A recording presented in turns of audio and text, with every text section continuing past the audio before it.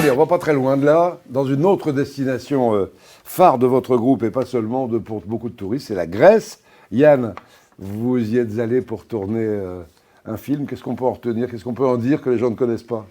Alors peut-être le fait que la Grèce c'est un relief tellement accidenté que c'est un monde qu'on ne risque pas de découvrir en un seul voyage. La Grèce, il faut y aller, y revenir, y retourner. C'est un monde c'est presque un miracle. La Grèce, c'est un pays où les gens ont été séparés par l'histoire, où ils ont été 5 siècles sous le joug ottoman. Ils ont gardé leur langue, leur identité très fière, malgré l'altitude, la montagne, la mer, les îles.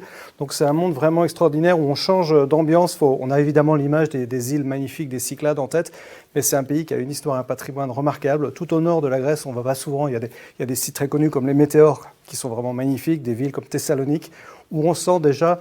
La Grèce, pour moi, ce que j'aime en dire, ce que ne disent pas toujours les Grecs, évidemment, ça c'est l'histoire qui l'explique, c'est qu'on est déjà aux portes de l'Orient. C'est un petit peu là où l'Europe ouvre ses portes vers l'Asie. C'est là aussi parfois elle les referme, malheureusement. Mais c'est vraiment... regarder la Grèce en pensant à ça, ça permet d'enrichir le voyage. Il n'y a pas que l'Antiquité grecque, les grands sites qui sont superbes, l'Antiquité, mais il y a aussi toutes ces influences asiatiques dans la musique, dans la nourriture, qui est excellente. Mais on est déjà un petit peu au-delà de l'Europe en Grèce. Si vous parliez des îles, il y en a tellement qu'on ne sait pas où aller. Quelle est celle qui vous a le plus marqué? Alors, évidemment, les Cyclades sont magnifiques, Santorin, tout cet archipel est très très beau, mais j'ai été moi, lors des voyages que j'ai eu la chance de faire pour faire ces films, j'ai été très touché par Rhodes, qui est tout au sud, une des îles du Dodécanèse, et puis un archipel dans lequel on va un petit peu moins, nous, les francophones, les Anglais ils vont beaucoup, c'est les îles ioniennes, où se trouve Corfou, Ithaque, ces îles-là qui sont très très belles, avec un patrimoine qui rappelle un peu celui de Venise, qui est très très riche, c'est très beau. Mais il y en a vraiment, il y a une infinité, il y a des milliers d'îles en Grèce. Bon, on va voir quelques-unes. La Grèce et ses îles, c'est l'un des films que vous avez ramené de là-bas et on en regarde un extrait.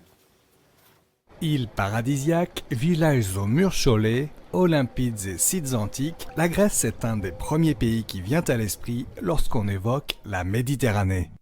Thessalonique, la capitale de la Macédoine, est la deuxième ville de Grèce. La porte des Balkans est en tout cas une étape incontournable pour comprendre à quel point le pays a subi des influences militaires, politiques et culturelles multiples.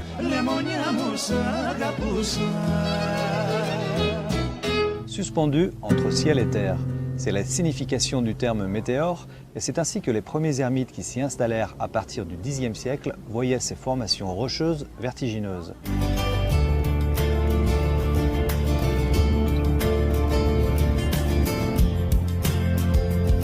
C'était un centre religieux consacré au culte des dieux olympiques. C'était le centre religieux le plus important de la Grèce ancienne et on s'en servait pour essayer d'unifier les Grecs qui étaient éparpillés dans le monde entier, dans des colonies, sur des îles isolées.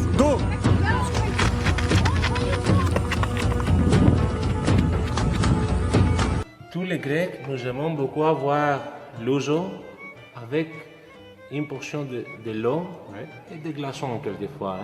En quittant le Péloponnèse par le nord, on franchit un pont qui surplombe le célèbre canal de Corinthe, long de 6 km et qui fait de la péninsule du Péloponnèse une île. Manger en Grèce est d'ailleurs un véritable plaisir. Il est impossible de citer tous les plats emblématiques du régime grec reconnus au patrimoine de l'humanité.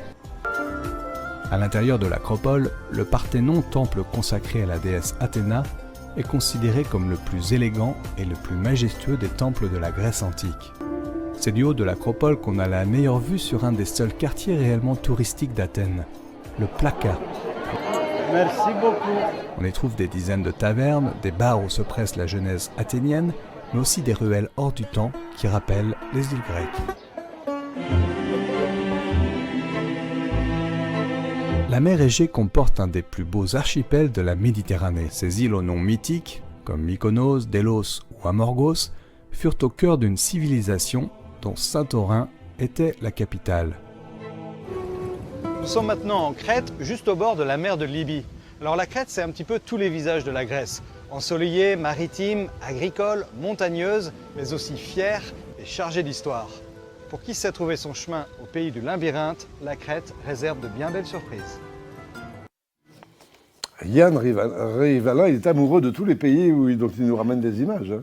Il lui en reste encore pas mal à faire. C'est vrai. Il a fait 12 films et il peut encore en faire